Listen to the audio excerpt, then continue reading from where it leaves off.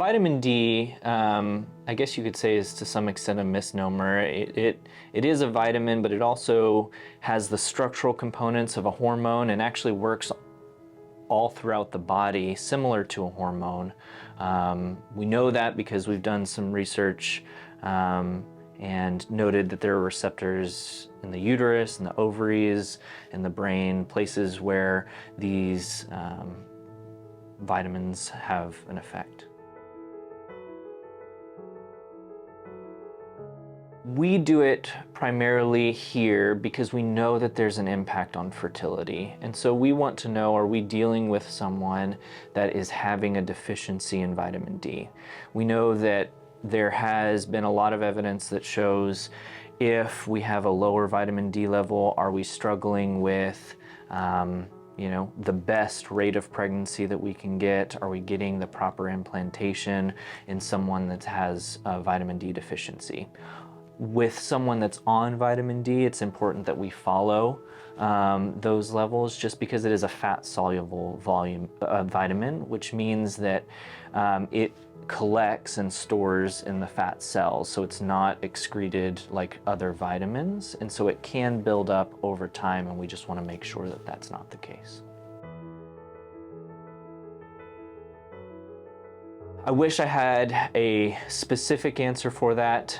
We don't know exactly why that is. It probably is more to do with the fact that we are just not outside as much. A lot of us are indoors. We know that vitamin D is synthesized in the body, and some of that conversion to the active form of vitamin D happens with sun exposure. We do know that there's sort of 5 areas that may attribute to that.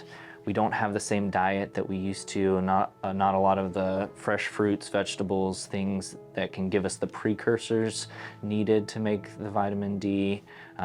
Like I mentioned already, sun exposure is a really big one. So resistance to cells, resistance in the liver to actually make that conversion, storage in the body, all of those things seem to play a major role. We can't pinpoint the exact one, but that's probably the best that we have an explanation for right now. In reference to what I said earlier, we know that receptors exist in the uterus, specifically in the endometrium.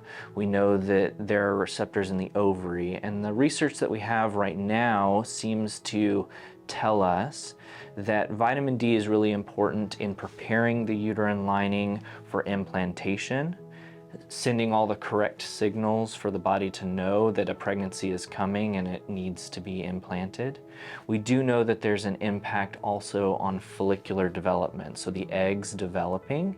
We know that because in a certain patient population, our PCOS type patients, that if we have the correct vitamin D levels, they respond better to the medicines that we give them and can develop those follicles a little bit better. And so from an implantation perspective, but also from a follicular development perspective, is where we see a lot of the benefit from maintaining those appropriate vitamin D levels.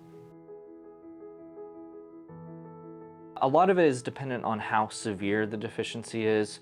Most of us are probably in some sort of mild range vitamin D deficiency. We can make a little bit of it, but we're not efficient at it. Most store-bought vitamin Ds are enough. Those come in usually a 2,000 international unit or IU capsule traditionally. Really, I recommend maybe 1 or 2, but there's no formal recommendation. Sort of looking at the body of evidence, we've got a lot of studies that use different dosages. So my recommendation really is, maybe 1 capsule a day, 2 capsules a day at most. The one thing that we do know is that daily supplementation is better than sort of any other supplementation, whether that be weekly, whether that be monthly. Daily supplementation is the best.